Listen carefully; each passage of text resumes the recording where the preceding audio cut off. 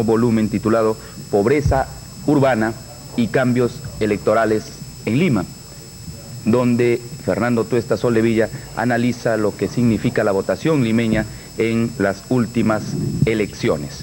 Bien, buenos días, Fernando. Buenos días. Ha sido muy interesante también la demostración ciudadana de ayer en esta marcha por la paz. La gente ha querido manifestarse en favor de la democracia y eso es muy importante, ¿no es cierto? Bastante importante, además, en momentos en que nos acercamos a uno de los procesos electorales más difíciles, que son el 12 de noviembre. En esa medida, una respuesta multitudinaria y además multipartidaria creo que ha tenido va a tener una repercusión sumamente importante en el desarrollo de la política peruana, ¿no? ¿Por qué consideras que estas elecciones son difíciles? Son difíciles por varias razones, ¿no? En la medida en que se sitúan en un escenario de recrudecimiento de la violencia política, aunado además también un recrudecimiento de la crisis económica, ¿no? Que golpea duramente a una población que tiene que enfrentarse a un conjunto de propuestas políticas que están diseñadas para hacer una población que tiene que enfrentarse a un conjunto de propuestas políticas que están diseñadas para ser consumidas o pensadas por un electorado que está sometido por justamente esas fuerzas de difícil realización, ¿no? ¿Cuál es el comportamiento promedio del elector limeño? El elector limeño tiene un comportamiento electoral, digamos, más o menos homogéneo en términos de participación. Si tomamos las elecciones del 78 hasta el 86, podríamos decir que en términos generales, entre un 85 a 90% participa activamente en las elecciones. ¿Y participar activamente si las elecciones no fueran obligatorias, no hubiera esta especie de compulsividad electoral? Esa es una hipótesis muy interesante, ¿no? Sabemos de que en otros países tipo Estados Unidos o países mucho más cercanos como en Colombia, las elecciones no son obligatorias, ¿no? En el caso nuestro siempre lo han sido.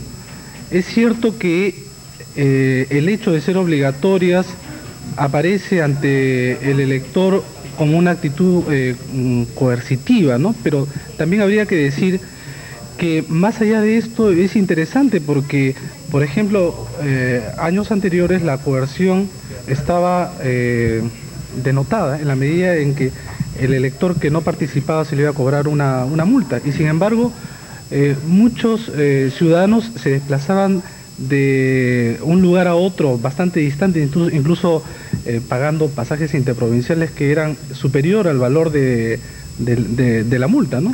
Esto creo que era un índice interesante de cómo la gente asume su participación como algo importante, ¿no? ¿Pero iría menos gente a votar si no fuera obligatorio? Es indudable, ¿no? Yo creo que acá, como en muchas partes, el hecho de ser obligatorias obliga, ¿no? De alguna manera esto, no va a dar la redundancia. Bueno, Lima es muy importante en términos electorales, de hecho ya es 1/3 de la votación a nivel nacional, ¿no es cierto? ¿Qué significa que alguien gane en Lima? Por ejemplo, que un candidato, de hecho alguien va a ganar, gane las elecciones municipales. Creo que le da al conjunto del proceso político electoral en este ciclo, además que termina en abril, una ventaja sobre el resto de mucha importancia. Y digo que es importante en Lima porque incluso no ganar en la sumatoria nacional aparece conquistar la metrópoli como un triunfo político, digamos, de gran redundancia, en la medida en que Lima pues concentra no solamente 1/3, sino concentra a la élite política, concentra las decisiones políticas, ¿no? Por decirle un caso, el año 83, por ejemplo, Izquierda Unida ganó el municipio de Lima, sin embargo no ganó a nivel nacional, ¿no? Eso fue un duro golpe para el APRA, que conquistó la mayoría de las provincias y de los municipios, sin embargo no lo hizo a nivel de Lima, ¿no?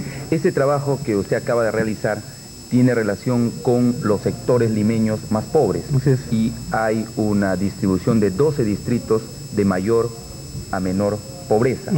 Ellos son Villa El Salvador, Caraballo, El Agustino, San Juan de Lurigancho, Independencia, Villa María del Triunfo, Chorrillos, Comas, San Juan de Miraflores, Lurigancho, Ate y San Martín de Porres. ¿Cuánto significan estos 12 distritos limeños del total del electorado de nuestra capital? Sí. Para tener una idea mucho más precisa de la importancia de estos distritos de extrema pobreza que tú acabas de listar, habría que decir que, por ejemplo, en el año 63, estos distritos representaban escasamente el 8% de la población limeña, de la población electoral. En esta oportunidad estamos hablando del 45% de la población electoral limeña, ¿no? Esos 12 distritos representan el 45% de la población electoral de los 42 que conforman Lima Metropolitana, ¿no? Allí su importancia fundamental, y ahí también la importancia que le están dando los diferentes grupos políticos para lograr captar sus votos e incluso asociar hasta en la propaganda, estamos viendo, ¿no? Y había una especie de mito en el sentido de que los sectores más pobres siempre votan por la izquierda. ¿Esto es exacto? Es parcialmente cierto. Es decir, estos 12 distritos, que es lo que hemos tocado en este trabajo, en términos mucho más de proceso político de la última década, en su gran mayoría han votado por la izquierda, pero no quiere decir que necesariamente la izquierda haya ganado en este distrito.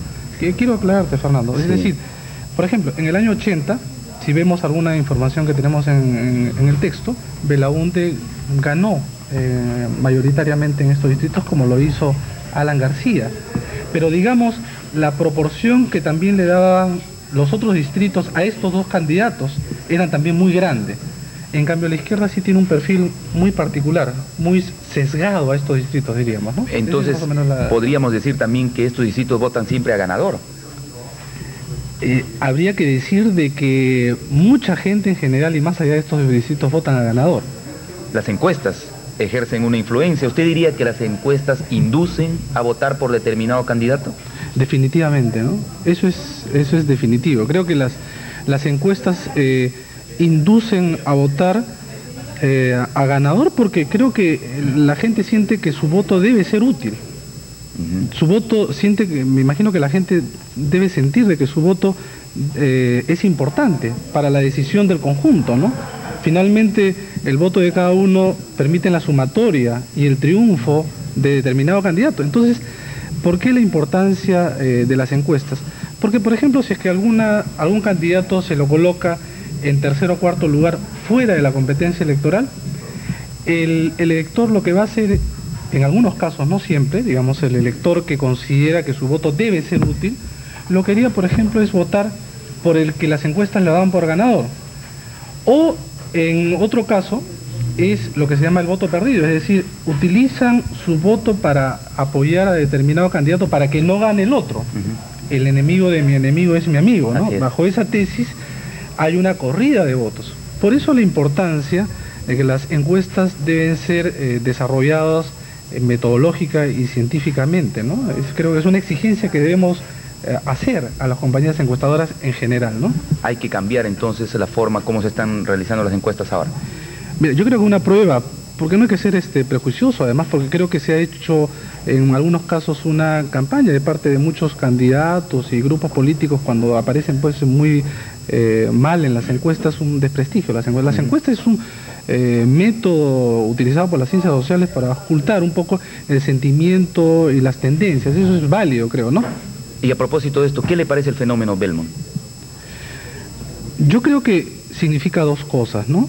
Por un lado, que los partidos políticos no han terminado de enraizarse profundamente en la sociedad peruana. Y eso es malo, ¿no? Yo creo que para un sistema de partidos, y es el sistema en que se basa un sistema democrático, no está bien, ¿no? Y en segundo lugar, tenemos a un candidato que, como ya alguien lo ha dicho, creo que esto es válido, que ha estado en constante campaña electoral durante muchos años, ¿no? Entonces eso le da una ventaja por sobre encima. Belmont sigue siendo mucho más conocido que muchísimos candidatos, ¿no? Y creo el otro elemento ha sido justamente lo de las encuestas. Yo planteo simplemente como hipótesis, ¿no? ¿Qué hubiera pasado si es que no hubieran existido estas encuestas que se han publicitado y que le dan a Belmont como ganador? Lo que hubiera ocurrido, probablemente, es que Belmont hubiera tenido que, por ejemplo, presentar su programa de gobierno, hubiera tenido que polemizar, hubiera tenido que hacer un mitin de cierre de campaña, es decir, actuar como ahora no aparece, como candidato político. Eso hubiera sido muy bueno. Eso hubiera sido, creo, necesario, ¿no? Creo que ha habido una corrida de votos justamente por estas condiciones que hacen de la campaña electoral que un candidato como él casi se abstenga de participar y, digamos, estar solamente flote como corcho por donde va el viento, ¿no? Así es. Bien, ¿habrá mucho ausentismo? ¿Usted cree que puede haber ausentismo en estas elecciones municipales? Se suele pensar que las municipales no despiertan la expectativa, el interés del electorado como unas elecciones generales. ¿Hay algo de esto? Sí, normalmente, si nosotros vemos más o menos, revisamos las 6 últimas elecciones, es una constante que las elecciones municipales tienden a despertar menos interés y menos pasión. La misma campaña, ¿no? Recién estamos viendo las 2 últimas semanas un mayor entusiasmo de parte de los candidatos, de los grupos políticos, ¿no? A estas alturas una elección presidencial es impensable, digamos, clima un poco entusiasta, ¿no? Pero yo creo que esto va a hacer de que probablemente el ausentismo sea en los mismos términos que los años anteriores, y además es probable que si este aumenta va a ser, digamos, provocado por la política de terror de Sendero Luminoso. Pero yo creo que esto no va a dar definitivamente resultado. La marcha de ayer en parte lo ha demostrado. Bien, muchas gracias, Fernando, por esta interesante participación, y como siempre tenemos que decir a nuestros televidentes que hay que acudir a votar, hay que vencer el miedo y hay que ejercer nuestro derecho ciudadano. Muchas gracias.